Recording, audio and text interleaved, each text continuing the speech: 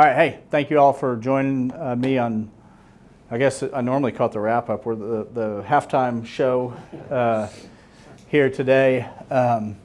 Obviously, I started hearing rumors about some dissidents wanting to gum up the process earlier this week, and then last night the rumors became a little bit more persistent, so I wasn't shocked that Senator Dom and Senator Deaver wanted to gum up the process.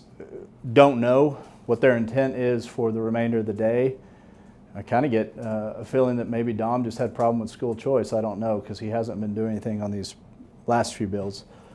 But I anticipate some more fireworks. That's all it is a distraction.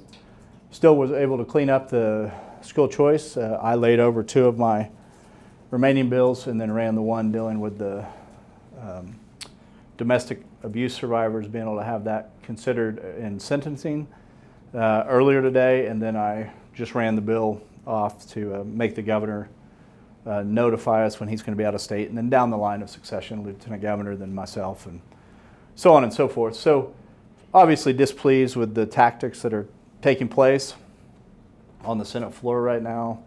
It distracts from getting important things to the finish line on this deadline. I don't negotiate with terrorists, so if they want to hold things up, they can hold things up as long as they want. We'll be here until midnight at the latest. If there's enough shenanigans that we don't think we're going to be productive, we won't waste people's time. But as of right now, we plan on being here till midnight. So take any questions people may have. Just because people often lack context, you're not calling them terrorists, right? I am not calling them terrorists. I'm calling their actions terroristic. What happens, is there a way to go forward if some of the bills aren't heard by deadline? No, deadline, we agreed with the House. They wanted to move up the deadline to this Thursday, and we agreed to that first. I think that was the first thing we did this session. And so by midnight today, the bills that don't advance are not eligible to advance. That doesn't mean the idea is dead. If there's a House vehicle advancing that has that content, we can always add it to it. So it's not the... Now, some of my members are concerned because they do not have House companion bills, and so scrambling to try to figure that out. They're going to be innocent victims in the game those other guys are playing. What about the budget deal? I know you had hoped to get a budget resolution done. Do you have to have that done? You have to have that done by midnight? No, because that resolution's a simple resolution, not subject to the deadlines. Okay. We plan on running that Monday afternoon. It's been the plan the whole time, week 7. What does Dom want? Is he upset that you aren't hearing his bills? You know, I'm not the floor leader team anymore, so I don't set the agenda. I empower other people to do that. He's advocating for several bills of his but it's not just his. It's his and Deaver's, and a member came to me with basically a ransom list of bills that if you hear these, we'll stop doing it, and that's not the way I choose to lead here. So if I were to give in to demands on the last day of deadline, we've had a leadership meeting, a caucus, and another caucus this week. So we've had 2 full caucus meetings and a leadership meeting. I've been here all week. My cell phone hasn't changed. For them to pull it now is not because they want to be productive. Is there anything you can do? I know you said you don't want to negotiate, don't want to give in. Is there anything you guys can do to stop them?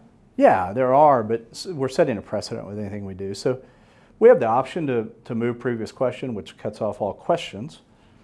We have the ability to invoke a rule of ours that limits debate to 30 minutes, and then you just parse it out how many people raise their hand.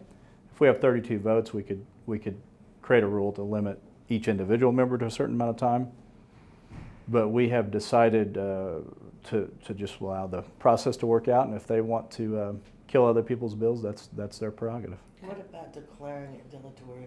That's what you did last time. Yeah, we can, and our presiding officers are well equipped to be able to do that if we need to. Why didn't you do it this time? He was reading the bill. And Hard to say it's not germane.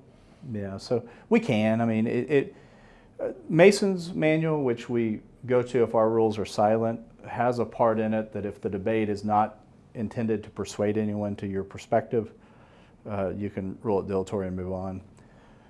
Senator Dom, intelligent, man, he kept at the end of each section and saying, that's the reason I want you to vote for it. So we could have ruled it dilatory, but that wasn't what we wanted to do. We want to be a deliberative body. If there are real questions, if there are real debate, we want to foster that as much as we can.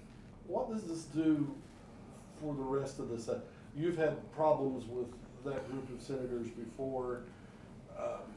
This is just the latest example. How does this does it taint the rest of the session? No. This is just I assume that they'll probably try to do this on other deadlines or other times, but members get tired of this pretty quick. I've been around the building for a long time. These tactics have been employed before. I haven't had a member like Senator Devers who just posted out on Twitter or X, whatever it's called now, to brag about gumming the system up for what he believes is a righteous cause. But so we've got robocalls coming into my office. If people don't know in my 14th year that I don't respond to these things and jump to because they're trying to threaten me, they haven't learned their lesson. Will you guys be here until midnight, you think? Likely, unless it becomes unproductive, and then we'll just go home. Does it matter? I stay up till about 2 a.m. every day anyway, so I'm good to go. Does it matter that the House voted to give you guys till 5 a.m. tomorrow? They didn't consult with us before they did that. The House just shoved something over here. That empowers the people who are trying to gum the system up. The House may have very legitimate reasons. I don't, because I've been so distracted. Are they being delayed over there right now too? No. Okay. Yeah, they just love that when we have little fireworks over here, they want to throw a little fuel on the fire, I guess. All of a sudden, they're actually more efficient.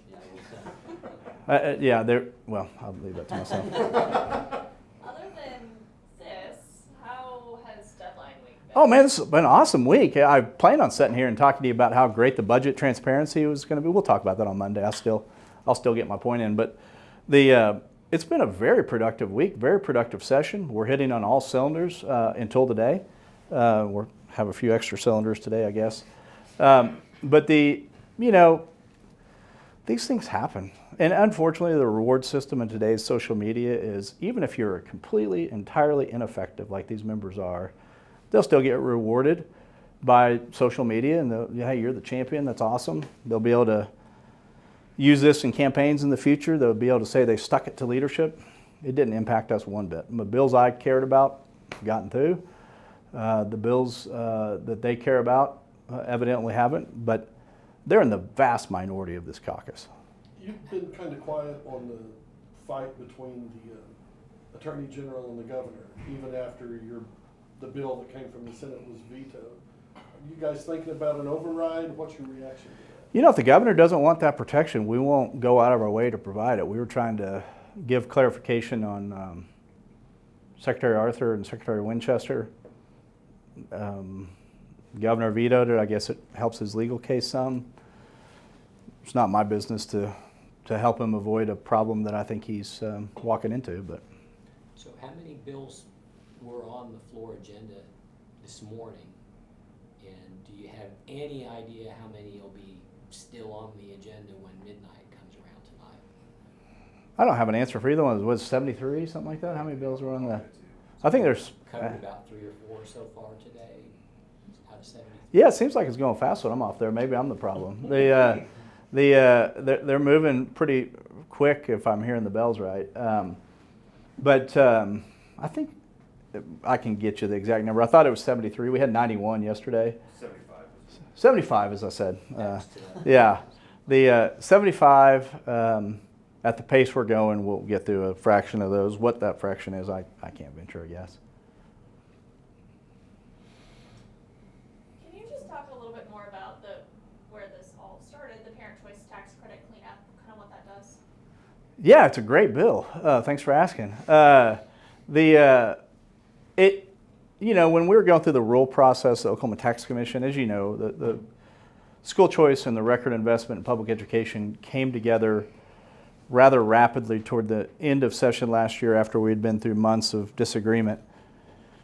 And so the finer tuned points didn't get as much attention as they should have. And when you go to the Oklahoma Tax Commission, they have to comply with the law and set rules.